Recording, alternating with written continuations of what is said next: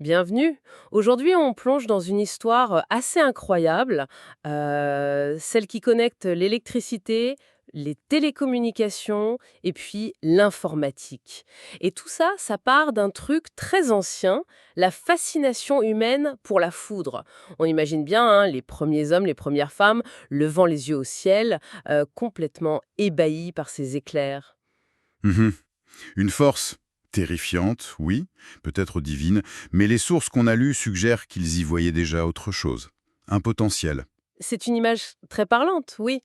Cette espèce de dualité, la crainte et en même temps la fascination face aux éléments naturels, c'est un moteur puissant pour l'ingéniosité humaine, ça c'est sûr. Les sources parlent de tentatives, parfois un peu mythiques, pour essayer de canaliser cette énergie. Comme des tours de foudre. Oui, des tours de foudre dans certaines légendes, ou l'utilisation pour faire du feu, se chauffer, ou même traiter des semences apparemment. C'est vraiment le tout début d'une longue quête pour comprendre et puis maîtriser. Et c'est exactement ça, notre mission aujourd'hui. Retracer cette quête, des premières étincelles observées jusqu'au réseau qui nous entoure maintenant, et même jusqu'aux promesses de l'informatique quantique. On va essayer de parcourir les étapes clés, les découvertes qui ont tout changé en se basant sur les documents qu'on a pu consulter. Oui, un parcours qui montre bien comment l'observation attentive, l'expérimentation, parfois un peu au hasard, soyons honnêtes, et puis l'accumulation patiente des connaissances ont complètement révolutionné notre relation à l'énergie et à l'information. Alors, commençons par le début. Ces étincelles antiques. On a des légendes tenaces, ces histoires de bâtons d'argent et la foudre dans la vallée du Nil, ou l'usage pour chauffer dans la vallée du Rhin. Mais bon, au-delà du mythe, comment on passe de l'observation d'un truc impressionnant, un peu sacré même, à quelque chose qu'on peut étudier, sérieusement. C'est là qu'intervient ce qu'on pourrait appeler la rationalisation progressive. C'est vrai qu'il y a la dimension sacrée, hein, les chamans, les prêtres qui essaient d'interagir avec ces forces. Mais ça coexiste avec un côté très pragmatique. On utilise ce qu'on peut pour survivre, pour améliorer le quotidien. Le vrai basculement, il se fait quand on commence à chercher à comprendre le mécanisme derrière. Et là, un nom ressort. Thalès de Milet, vers 600 avant notre ère. Son truc avec l'ambre frotté qui attire des petits bouts de paille, ça peut paraître tout bête aujourd'hui, mais c'est un tournant, c'est ça. Décortiquons un peu, on passe d'un éclair totalement imprévisible à un phénomène qu'on peut faire soi-même, dans son coin. Exactement. C'est ça le passage crucial. On passe de l'observation, disons passive, d'un phénomène spectaculaire, la foudre, à l'expérimentation active sur un phénomène beaucoup plus modeste, mais contrôlable, l'électricité statique. Thalès, il ne fait pas que regarder, il fait quelque chose et il observe ce qui se passe. Il montre qu'il y a là une propriété de la matière qu'on peut reproduire, qu'on peut étudier. On peut dire que c'est l'acte de naissance de l'étude scientifique de l'électricité. Ok, mais cette électricité statique, bon, c'est pas super pratique à utiliser, il faut attendre des siècles pour la suite. Alessandro Volta en 1800. Sa pile, cet empilement de disques de cuivre, de zinc séparés par du tissu humide, pourquoi c'est si important? Qu'est-ce que ça change vraiment par rapport à l'ambre de Thalès? Ah mais ça change tout. La pile de Volta, c'est la toute première source capable de donner un courant électrique. Un courant continu, stable, plus juste une petite décharge brève et imprévisible. Et ce qui est fascinant, c'est que cette invention, c'est pas juste une curiosité de laboratoire. Non, ça devient tout de suite un outil super important. Ah oui? Pourquoi faire? Bah, ça permet d'alimenter des appareils, de faire des expériences qui étaient impossibles avant, comme l'électrolyse, décomposer l'eau ou d'autres trucs avec le courant. Ça a ouvert des portes énormes en chimie. Et bien sûr, c'est l'ancêtre direct de toutes nos batteries actuelles. Sans un courant continu fiable, pas de développement possible après. D'accord, donc on a une source de courant stable. Et après, Ah. Le nom qui revient tout le temps, c'est Michael Faraday. 1831, sa découverte de l'induction électromagnétique, comme un truc qui a l'air si simple, bouger un aimant près d'un fil, a pu avoir des conséquences aussi dingues. Oui, c'est une de ces découvertes, d'une élégance incroyable, mais d'une puissance phénoménale. Faraday montre que l'électricité et le magnétisme, c'est les deux faces d'une même pièce, en fait. On savait déjà un peu qu'un courant électrique pouvait créer un champ magnétique, mais Faraday, il prouve l'inverse. Un champ magnétique qui change, l'aimant qui bouge, ou un courant qui varie, ça peut créer un courant électrique dans un fil à côté. C'est un peu comme si le magnétisme en mouvement poussait les électrons. Et là, tout de suite, on voit les applications, hein. Ah oui, immédiatement. Si on remet ça dans le contexte, ça ouvre deux voies gigantesques. D'abord, le générateur. On utilise une force mécanique, une chute d'eau, de la vapeur qui fait tourner une turbine, pour faire bouger des aimants ou des bobines, et hop, on produit de l'électricité en masse. Fini la dépendance aux piles pour la production à grande échelle. Ok, ça c'est pour produire. Et de l'autre côté, le moteur électrique, on fait passer du courant dans des bobines bien placées près d'aimants, et ça crée une force mécanique, un mouvement de rotation. L'énergie électrique redevient mécanique. Donc, avec Volta et Faraday, on a les briques de base pour produire de l'électricité en quantité et pour l'utiliser pour faire bouger des choses. C'est la porte ouverte à l'électrification des usines, des villes, des transports. Exactement. Ces deux avancées, la source de courant continu et la compréhension du lien électromagnétique, ce sont les piliers sur lesquels toute la société électrifiée du XXe siècle va se construire. C'est fondamental. Une fois qu'on maîtrise l'électricité, l'idée de s'en servir pour communiquer loin, ça a dû venir vite. Les sources parlent de la première télégraphie longue distance en 1874. J'imagine le choc à l'époque. Recevoir un message de l'autre bout du pays, voire du monde, en quelques heures au lieu de semaines, ça a dû tout changer pour les affaires, la politique. Ah, complètement.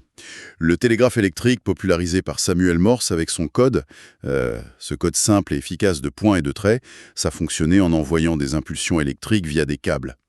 Le défi technique était énorme, hein. Tirer ces lignes sur des milliers de kilomètres, traverser des montagnes, des rivières, et surtout, compenser l'affaiblissement du signal. Comment ils faisaient ça? Il fallait des relais, des stations intermédiaires tous les 100 ou 200 km à peu près pour régénérer l'impulsion électrique. L'impact a été colossal, hein. Les nouvelles circulaient à une vitesse folle. L'agence Reuters est née comme ça. La coordination militaire a été transformée. Ça a joué un rôle clé pendant la guerre de sécession américaine. Et puis bien sûr, il y a eu ce projet fou des câbles sous-marins pour relier les continents. Et à peine le télégraphe installé, paf, on passe du code à la voix. Alexander Graham Bell, le téléphone, 1876. Comment il a fait pour transmettre quelque chose d'aussi complexe que la voix avec un simple fil électrique? Mais à la base, il travaillait avec des sourds-muets. Il cherchait un moyen de visualiser la parole. Et il a eu cette idée géniale, utiliser un diaphragme qui vibre avec le son de la voix pour faire varier l'intensité d'un courant électrique. Et à l'autre bout du fil, ce courant variable faisait vibrer un autre diaphragme et ça reconstituait le son. C'était ça le principe. Malin. Très malin. La Bell Telephone Company a été créée très vite après, et les premières lignes, comme Chicago-Saint Joseph, ont montré le potentiel commercial. La communication devenait directe, personnelle, instantanée. C'était une autre révolution. Mais pourquoi se fatiguer avec des fils si on peut s'en passer? Et là, c'est Guglielmo Marconi qui arrive, 1895, avec ses premières transmissions sans fil. Envoyer un signal à 3 km sans aucun support physique, ça devait sembler magique. Oui, c'était carrément révolutionnaire. Marconi, il s'est appuyé sur les travaux théoriques de Maxwell et les expériences de Hertz sur les ondes électromagnétiques. Il a compris comment générer ces ondes, comment les moduler pour y mettre une information, d'abord en code Morse, et comment les capter à distance. Et ça a été très vite. Dès 1901, il réussit la première liaison radio à travers l'Atlantique. Incroyable. Et les applications? Immédiate et vitale. La sécurité en mer d'abord. On pense au Titanic en 1912. Les appels de détresse radio ont permis de sauver des vies. Les communications militaires, bien sûr, et puis très rapidement la radiodiffusion.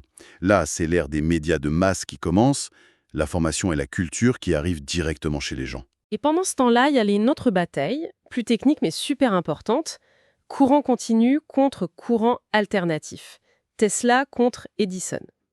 Les sources insistent beaucoup sur l'importance du courant alternatif, le CA, de Tesla, qui finit par s'imposer vers 1906. Pourquoi le CA a gagné cette guerre des courants? Pour une raison technique clé, le transport de l'énergie sur de longues distances. Le courant continu, le CC d'Edison, il perdait énormément d'énergie dans les câbles sur une longue distance. Alors que le courant alternatif de Tesla, lui, on peut très facilement augmenter ou diminuer sa tension avec un transformateur. Et ça change quoi? Ça change tout. Parce que si on transporte l'électricité à très haute tension, on réduit énormément les pertes en ligne.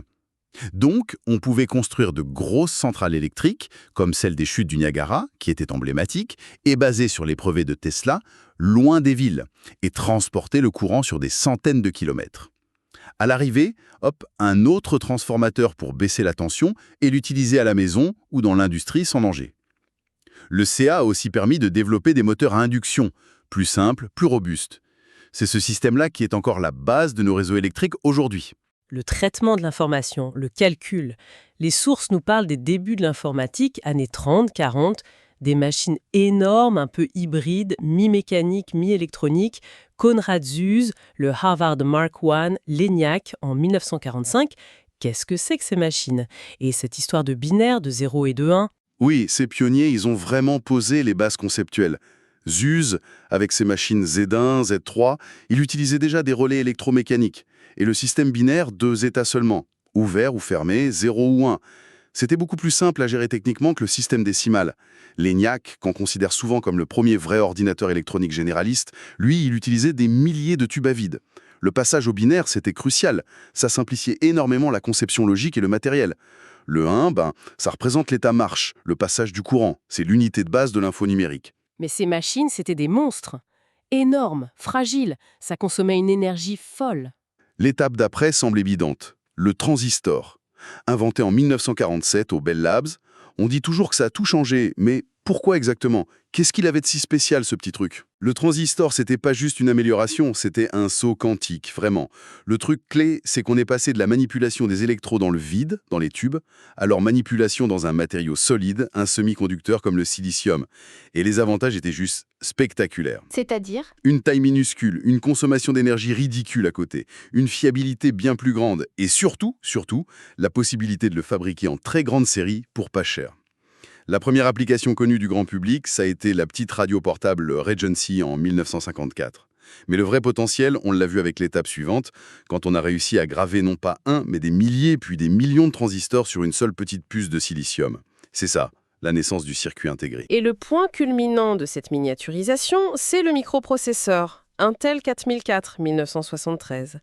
L'idée d'avoir toute l'unité centrale d'un ordinateur sur une seule puce, c'est fou quand on y pense. Quelles ont été les conséquences directes? L'impact majeur, c'était la démocratisation. Le microprocesseur a rendu l'ordinateur accessible.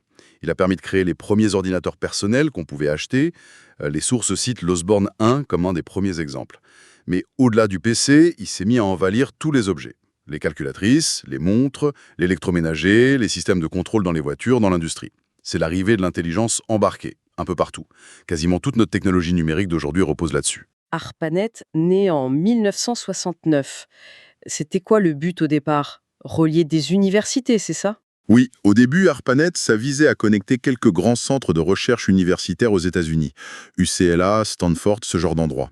L'un des objectifs, qui était soutenu par le ministère de la Défense américain, c'était de tester des technologies de réseau décentralisées. Un réseau capable de continuer à marcher même si certaines parties étaient coupées. Ah oui, pour des raisons militaires peut-être. En partie, oui. Et c'est là qu'ont été développés et testés les concepts de base comme la commutation de paquets.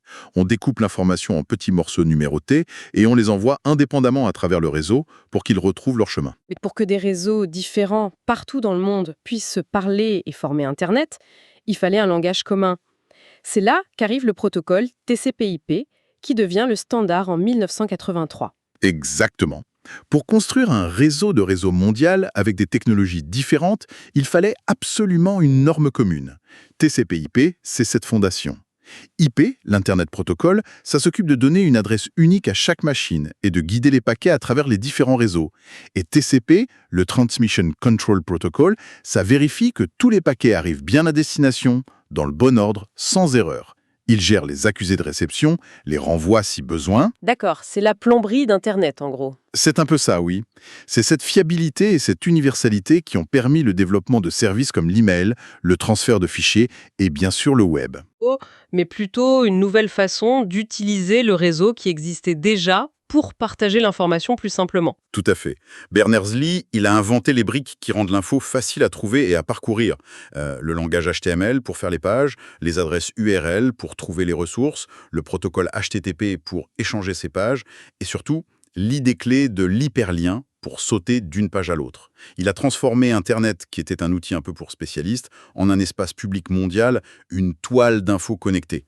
C'est cette simplicité d'utilisation qui a provoqué l'explosion qu'on connaît. Et techniquement, ça a été rendu possible par le déploiement massif de la fibre optique qui a donné la bande passante nécessaire. Et voilà, on est projeté dans notre présent.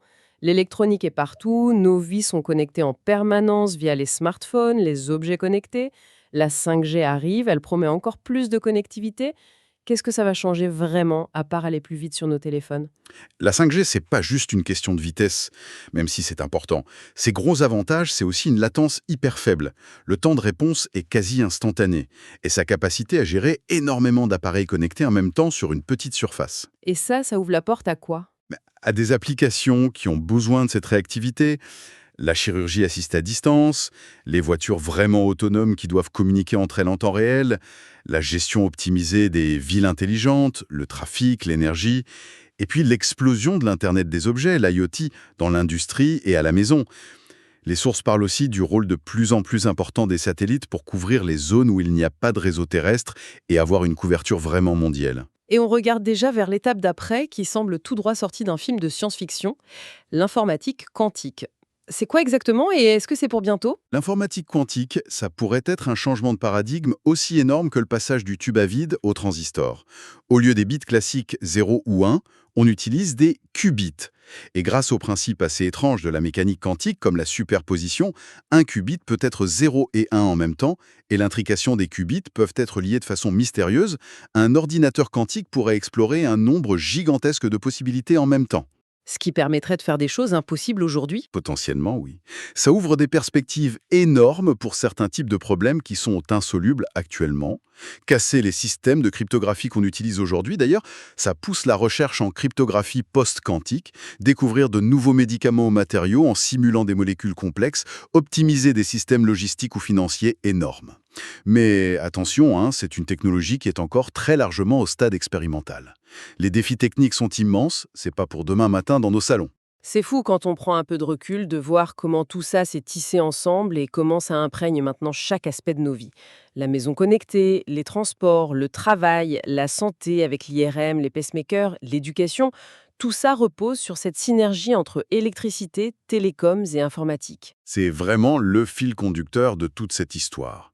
On part de l'observation de la nature, on arrive à maîtriser l'électricité, puis on l'utilise pour communiquer plus loin, plus vite, ensuite on la met au service du calcul, du traitement de l'information, et finalement on interconnecte tout ça à l'échelle mondiale.